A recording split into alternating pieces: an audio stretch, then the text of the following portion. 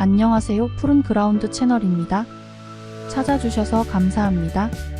오늘은 토트넘의 최전방 공격수 영입과 관련한 이적시장 뉴스를 전해드리겠습니다. 영국 더 선의 7월 18일자 신문 기사에 올라온 뉴스입니다. 다음은 신문 기사의 전문을 읽어보겠습니다. 토트넘 손흥민의 공격 파트너로 브렌트포드 구단과 최전방 공격수 이반 토니 영입 협상 중. 브렌트포드 구단주는 이반 토니의 가격을 3천만 파운드 이상을 내릴 준비를 하고 있다.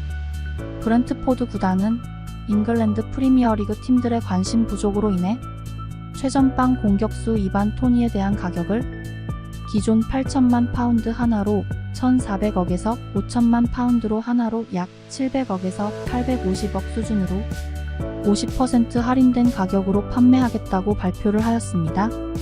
이반 토니 플레이 스타일 특징: 앞에서 싸우고 버텨주면서 이선에게 찬스를 제공하고 다시 침투에 들어가 득점을 만들어줄 수 있으나 이선의 도움 없이 폭발적인 능력으로 득점을 기록하는 유형은 아니며 연계와 라인 컨트롤 능력도 부족하나 팀의 이선 퀄리티가 괜찮다면 시너지 효과가 굉장히 기대되는 유형의 공격수입니다.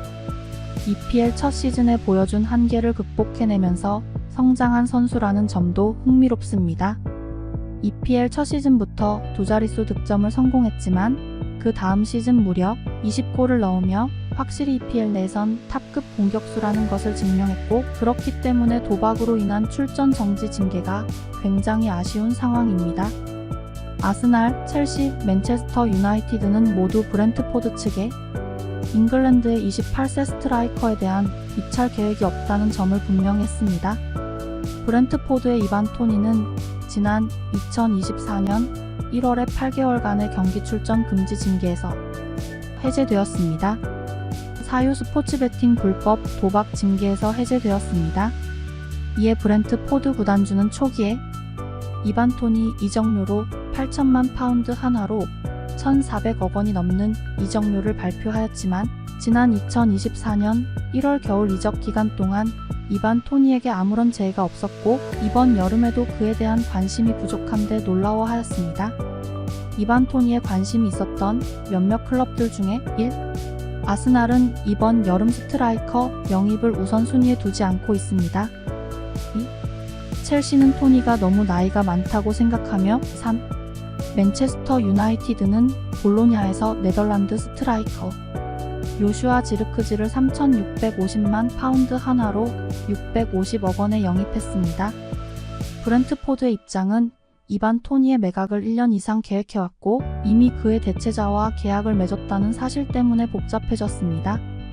브렌트포드는 2024년 2월에 브라질 출신 스트라이커 이고르 티아고를 영입하기 위해 클럽 브리에서 3,100만 파운드 하나로 550억 원을 지불하여 이적료 신기록을 경신했고, 브렌트포드 토마스 프랭크 감독은 두 선수를 1군 계획에 포함시키는데 어려움을 겪을 것으로 보입니다. 이반 토니는 이번 여름 브렌트포드를 떠나고 싶어 하지만 트로피를 따는 최고의 클럽에 합류하고 싶다는 바람을 거듭해서 말했습니다.